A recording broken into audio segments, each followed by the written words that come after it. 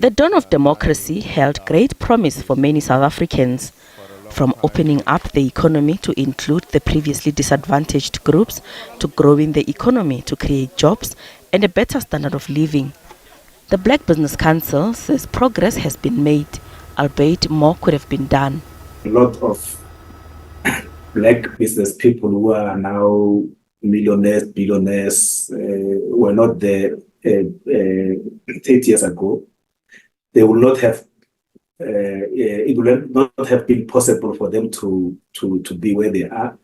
A lot of professionals like ourselves here, we wouldn't have been where we are because we're not even allowed to study certain subjects before 1994. So we need to recognize that there has been progress.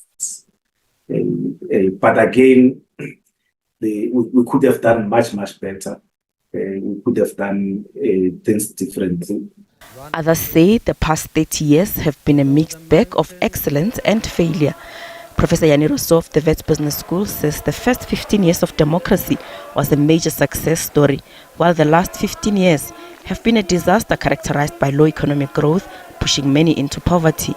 When Mr. Zuma took over as president of the country, the main objective of those in power in the ANC became state capture and corruption. We have to look no further than the very comprehensive report, the Zondo report on state capture and corruption. So in that period, state capture, corruption, and enrichment of politicians and their cronies those aspects became the main objective, rather than to grow the South African economy, to create jobs, and to ensure a better life for them, for all of us. So it is really because of state capture and corruption that the economy started performing on a lower trajectory.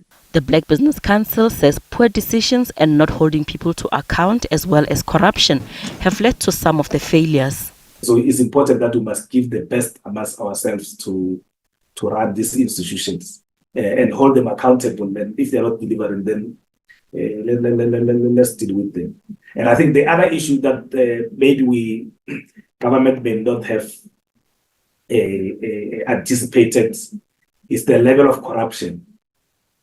Because a lot of resources were basically wasted through corruption, and those resources will have been utilized to go and to service delivery, to go and reduce the amount of debt that we have as a country. Others say 30 years into democracy, the privileges that apartheid entrenched in terms of race, gender, and class still exist. Given the fact that we are over 40% of unemployment, and the disparity between rich and poor and the disparity between rural and urban still exists, it's not enough.